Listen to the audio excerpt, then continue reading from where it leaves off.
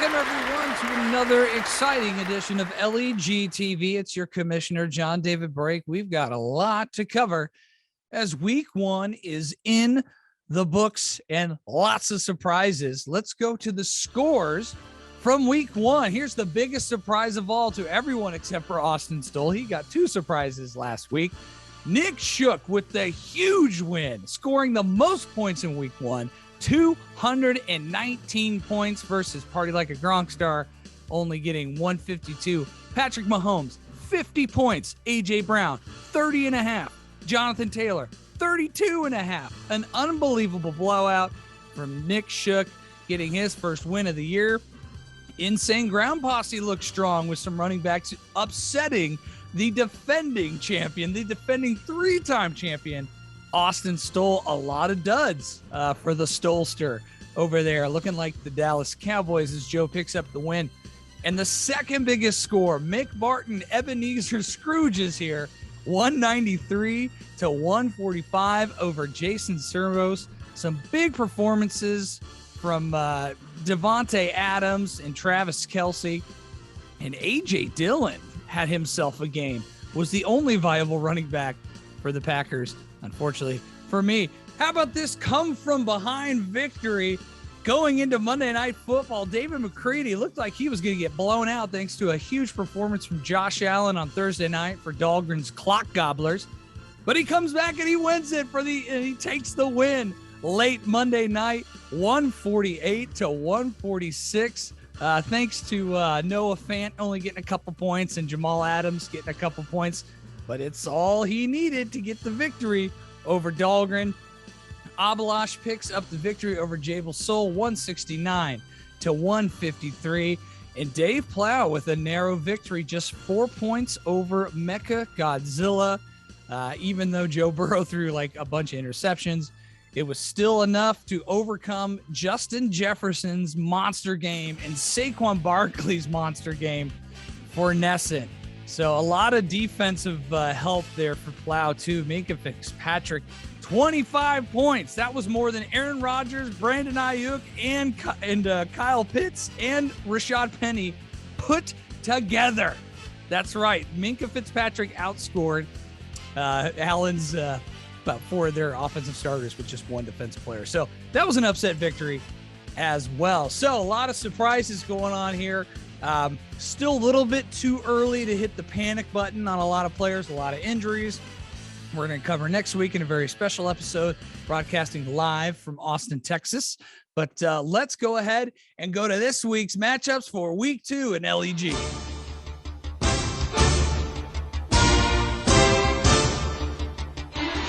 All right, time for the commission's predictions here. Let's go to the first matchup. It is myself, Party Like a Gronkstar, taking on the former Hoffa winner, David McCready, who got a big win last week. Let's look at the key victories for McCready.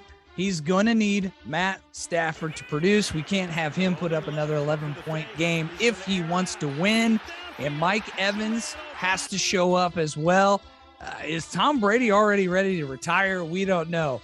But he needs a big game against Mike Evans against that Saints defense. And I think that's what's going to do it for him. I like his receivers, but not as much as I like my own receivers here as we go over to Party Like a Gronkstar.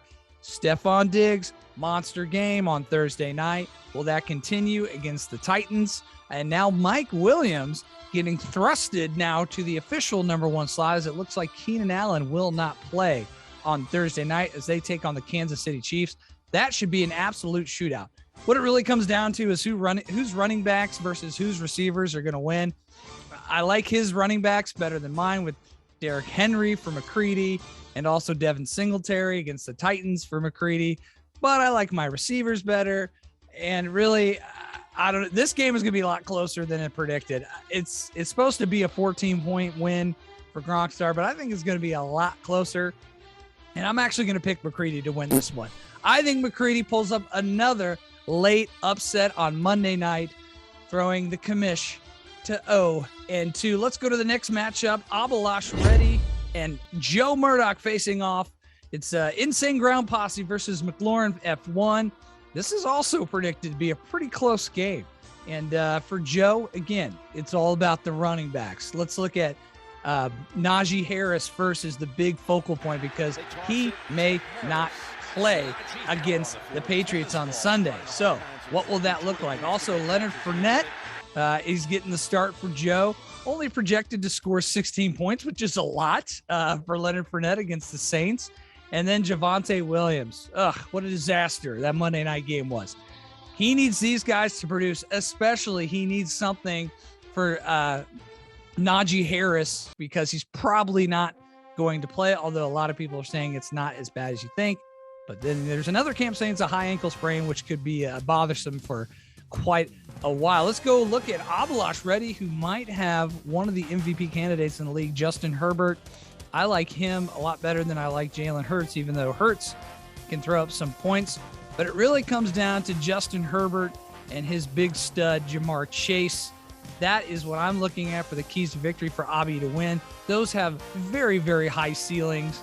I don't like his running backs, though. I like Joe's running backs. I don't like Abby's this week with James Conner and Tony Pollard. Tony Pollard's not even the guy. He's the number 2 guy, but he's got a lot more pep in his step than Ezekiel Elliott. So we'll see. That offense, oh boy, buckle up for the Dallas Cowboys 2022 season. It's going to be a doozy. This is also projected to be kind of close. Actually, I'm going to take Avalos in this one, but barely. I think he just edges Joe out, who's in 3rd place currently. I think it's because of big performances from Jamar Chase, Justin Herbert, and holy cow, Curtis Samuel is actually playing. It looks like Carson Wentz just needed a better team to play for. I think the common denominator there in Indianapolis is different quarterback, same story. So figure it out. All right. Next matchup, Mick Barton taking on Alan Essen. It's Ebenezer Scrooge's here versus 1974 Mecha Godzilla. And look at these 2 old-timer quarterbacks going at it. What is it, 2008? It's Aaron Rodgers versus Tom Brady in this matchup for the quarterbacks for Mick and Alan. But let's look at the keys that I think is going to be crucial for either one of these guys to win. Mick's side, again, is Tom Brady getting ready to retire? He looked a little out of it. I think he just wants to get on a golf course and divorce his wife. But anyways, he's also got Davante Adams, who had a big game out in Oakland, or Las Vegas, I should say. It is 2008. Davante Adams obviously is the number 1 there in Las Vegas. I don't like the running backs for Mick with Montgomery and Dillon, but it's going to be Devontae Allens and Travis Kelce. So Devontae Adams and Travis Kelce are going to be his keys because Kelce looked amazing. So he should have a huge game Thursday night against the Chargers. And if it's close and he needs a win, he needs something from DJ Moore because holy cow, Robbie Anderson now is a viable option in Carolina. Wow, never thought I'd say that. But that's who he's rocking in the flex. Now, let's go over to Alan Essen's team. Aaron Rodgers looking to bounce back from a horrible output. He's got no receivers. He's only got running backs to throw to. Can he put up a viable game? But it won't matter because he's got the best receiver in the NFL, Justin Jefferson, going against the Eagles secondary, which isn't as good as people think. I think Justin Jefferson is going to have like a 30 to 40 point performance again. And Saquon Barkley, I think Saquon's back. Holy cow, this is a good team. Saquon is back. How did you lose last week, Nesson? Saquon Barkley is back. He's going to put up some big numbers there against the Panthers. And who knows about Chase Edmonds there in the other RB2 slot and Kyle Pitts.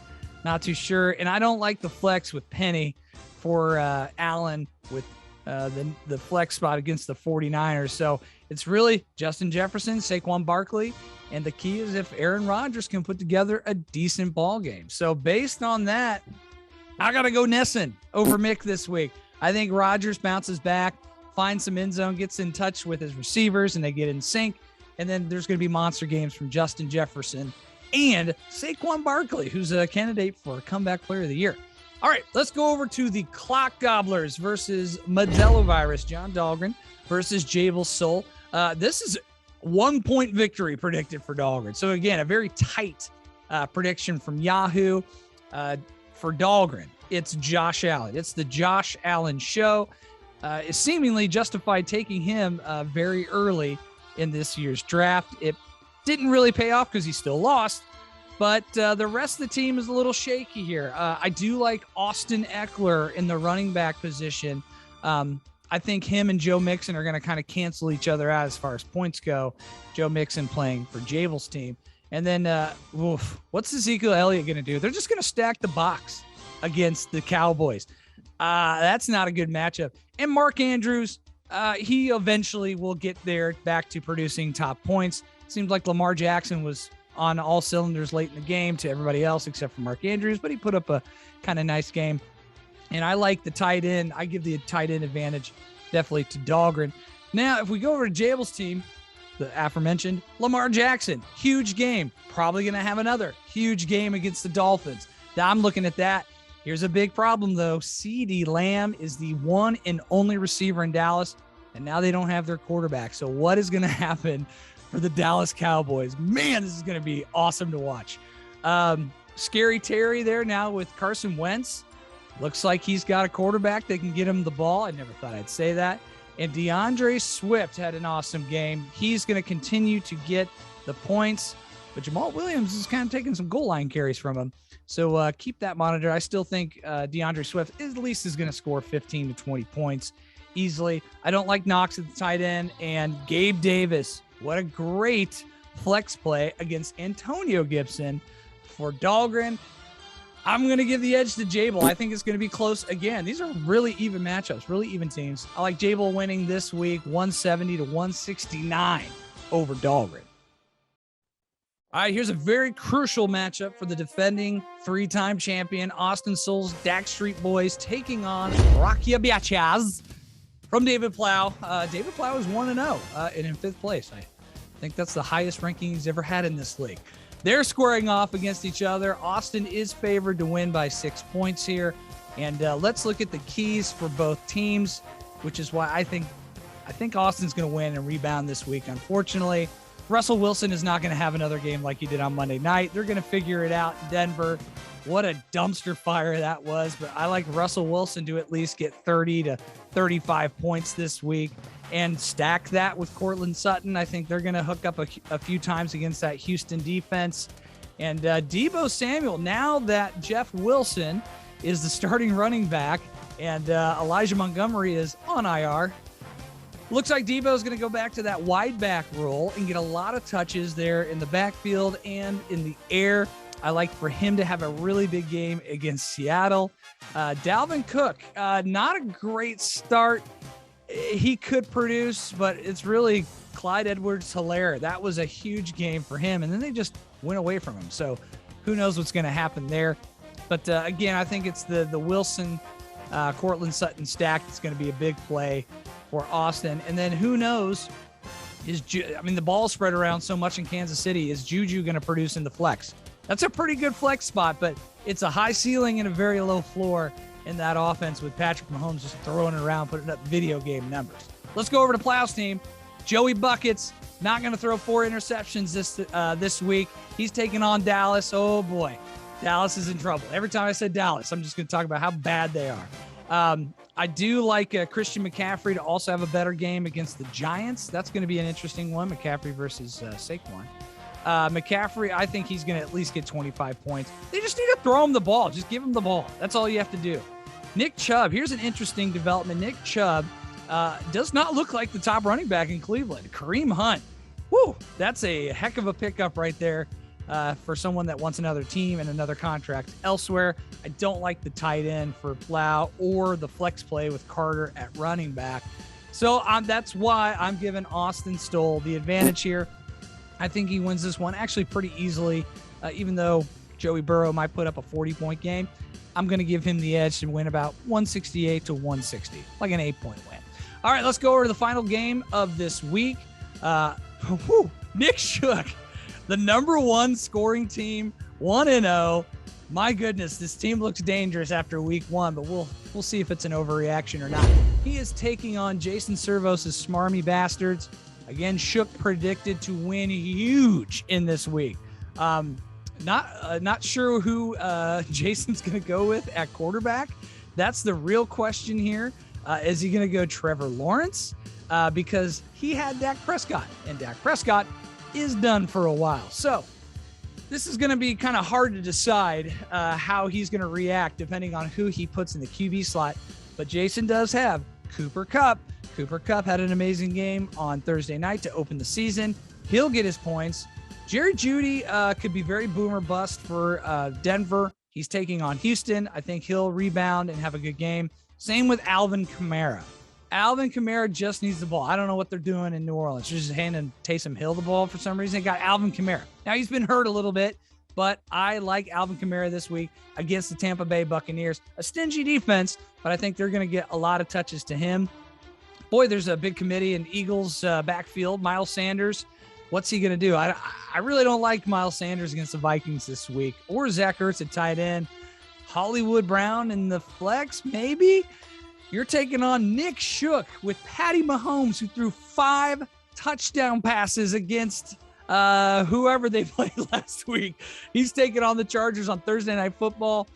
He's also got Tyreek Hill, who put up some nice numbers. Not Tyreek Hill type numbers, but, like around 15 points. And I think he'll continue that trend. A.J. Brown is the real story here. Holy cow. What a connection he has with Jalen Hurts. This is going to be quite a combination here for Shook moving throughout the season. A.J. Brown, Patrick Mahomes, and Jonathan Taylor. Yes, that's right. He also has Jonathan Taylor in the backfield. Colts can't throw the ball. They can't protect the quarterback. Just give the ball to Jonathan Taylor. He'll get his points. He'll get his yards. He'll get his touchdowns. That's all he needs. Shook not looking good in the tight end. Rashad Bateman, though, very good flex spot for him as he's finally clicking with Lamar Jackson. This isn't going to be close. No matter who's at quarterback for Jason, I think Shook's going to win again and move to 2-0 on the season and win easily. I think it's at least a 30-point blowout. He beat me by 65, so I think he'll at least serve us by 35 or 40. So there you have it. That is the rundown for week 2. As I said, next week we're going to be broadcasting live from Austin, Texas, and bring you some overreactions and kind of analyze an early feel of this year's fantasy football season. So hope to see you then. Tune in next week. We'll see you next time on LEG TV. Coming at you!